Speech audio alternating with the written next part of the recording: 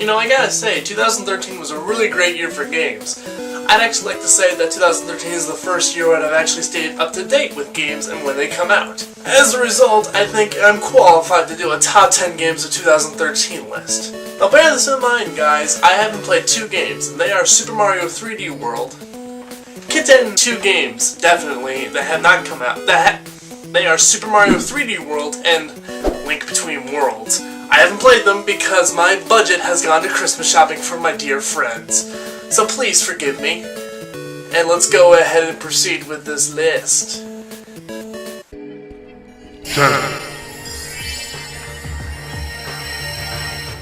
Grand Theft Auto 5. A game that everyone has been waiting forever for since its initial tease a year and a half ago. Let's just say that this game lived up to the hype. It maintained everything awesome and fun about Grand Theft Auto 4 and gave small and tiny upgrades to certain aspects that needed tweaking, such as more interesting dialogue, realistic car physics, and a smoother integration between cutscenes and gameplay. As a result, we received a massively large sandbox game that pushed the 360 and PS3 to their limits. With the ability to switch between 3 different characters at essentially any time off mission, this game always gives you something to do. Now I can imagine everyone going, "Why is this only number 10? To which I respond with the fact that this game isn't something I'm coming back to after completion. The sense of magic in the exploration simply isn't there, despite the fact that this is a 3 times larger world than GTA 4's Liberty City. But it just goes to show you, bigger isn't always better. 9. Far Cry 3. I love rule breaking, in case you can't tell by now, but technically not. This game was released in America on December 4th, 2012. It was released in March 2013 in Japan. So why am I doing this in the first place? Because this was my game of the year in 2012. It was an absolutely amazing open world game that allowed you to do anything any way you wanted. Approach everything with a sense of caution and stealth, or go in running with guns a-blazing. Either way, you have the fullest capacity to do either, and it's all up to you which one you do. I've managed to clear the map of all the bad guys' fortresses, and I aim to do it all again with a new save file eventually. I'm putting it on this list because no one talked about it for the Game of the Year last year, and that makes me absolutely furious. It was all Walking Dead this and Borderlands 2 that. But that's not really a bad thing, after all. 8. Luigi's Mansion: Dark Moon. I expected nothing but greatness when it came to this game. Luigi's Mansion: Dark Moon had an incredibly long developmental period.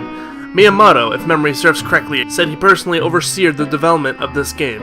High quality was nearly a guarantee. For a system with one analog stick, this game controls incredibly well. Catching ghosts feels streamlined, and exploring the environment feels very intuitive. My only gripe with this game, before and after playing it, is that there's nothing in resemblance to portrait ghosts. One of my favorite aspects from the first game was the portrait ghosts. The lore behind them was so interesting to me that I have spent hours upon hours writing and reading about them on the Mario Wiki. But nonetheless, this game's ghosts and bosses satisfy me regardless. 7. BioShock Infinite.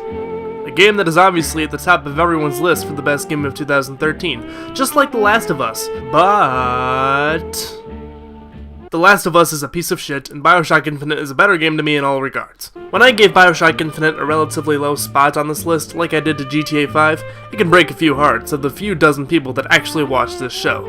But I think they'll live. BioShock Infinite is an amazing shooter that absolutely perfects the first game in the series in terms of gameplay and in storytelling. For a more comprehensive look on it, check out my first collectionist review on it. Thank you, and good day. 6. Pikmin 3. Holy crap, I've been waiting for this game forever. If memory serves correctly, this game was due for release on the Nintendo Wii, until it moved mid-production to Nintendo's Wii U. Oh my gosh, this game was worth the wait. One of the best parts of this game for me was the gamepad integration. Having a wildly large and expansive map screen within instant access makes anyone the ultimate captain in Pikmin management. In terms of being a Pikmin game, I personally don't think this game is as good as Pikmin 2, but it's still borderline masterful. The graphics in this game rival what I see on the Xbox One and PS4. This game is just simply one of those Wii U's defining reasons to show why it's next gen, and it's one of the initial reasons as to why I got a Wii U in the first place. 5. Lego City Undercover. I love Lego games, as I've made clear before. I've probably shown that I'm also a huge fan of open world games. In my opinion, the open world factor has been an essential in reasons as to why some gamers garner high replay value. Combine the Lego element with the open world element and you have me sold. This game really did it for me in terms of gameplay, and it's pretty much what you'd expect, but it takes place in a world you've seen done by Rockstar. Collecting all the gold bricks in the world will certainly take a very long time. I've spent about 55 hours on the game, and I've found about 150. By my calculations, I should be done with this game by, 2026? 4. Terraria on Xbox 360. This game, in my ever-so first-class opinion, is a better mining game than Minecraft. Back in late April, I had a work-related accident that had me home for a month. I was in the process of saving up for a new gaming rig, and I was upset because I couldn't work, and out of spite, I bought Terraria on XBLA.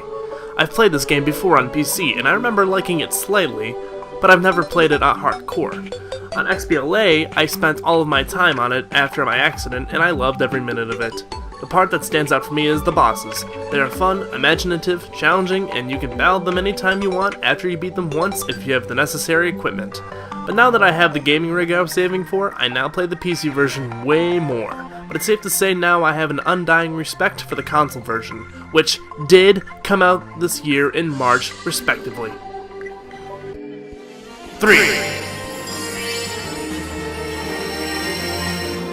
Fire Emblem Awakening.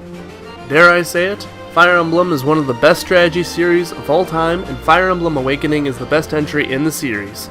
Through the use of character relationships, I've never felt more emotionally attached to the characters. This makes it harder to play with this particular entry with the permadeath on, because you don't want to see them go. Oh, speaking of which, permadeath can now be optional, and a plethora of difficulty modes are now available for veteran players as well. Chrom has become one of my favorite complementary protagonists of all time, and this is easily the defining game for the hardcore 3DS crowd.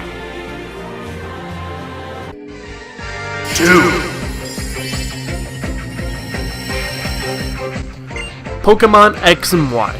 Alright, so this is probably the defining game for the hardcore 3DS crowd. But regardless, everyone's got their own cup of tea, so I digress. I've played Pokemon for 15 years, so when they announced back in January that Pokemon X and Y were going to come out October 12th, I wanted 2013 to fast forward to the end just so I can play it. It absolutely delivered on all fronts by perfectly implicating 3D elements into the game with a beautiful cel-shaded style. Yes, 3D only works in battles or certain areas, and the frame rate does drop significantly in battle because of it. But I don't play a Pokemon game just to stare at a screen until my eyes hurt, not from the bad reasons at least. I play until my eyes hurt because X and Y are that addicting of games. Another thing I love about it is the level span your Pokemon reach by end game. By the second badge, all of your Pokemon should be almost level 30, and I love that. As a veteran of Red and Blue, I approve of the Pokemon series transition to 3D with a loving embrace.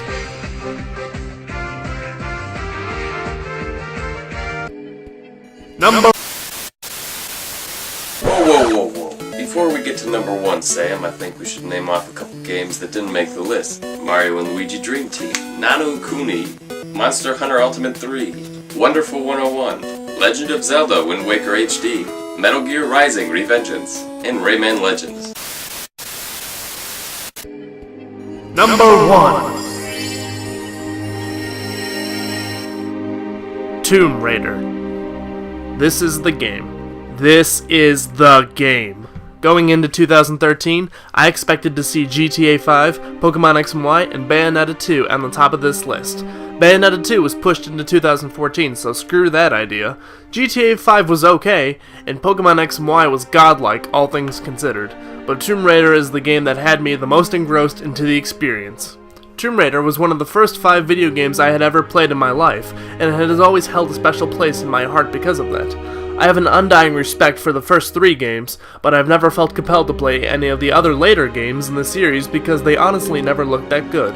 With the reboot of Tomb Raider, I was hot and ready to go and jump back into the series again, as every gameplay trailer I saw of it just took me away to my childhood. The game looks absolutely gorgeous, Lara's animations in-game appear so lifelike, and observing her journey as to how she evolves into a raw badass is what really does it for me. It was like I was watching a movie made personally for myself, and I'll never experience it again exactly the same. This game took forever to be released, and since it took the #1 spot on my list, I think it's safe to say that it was well worth the wait.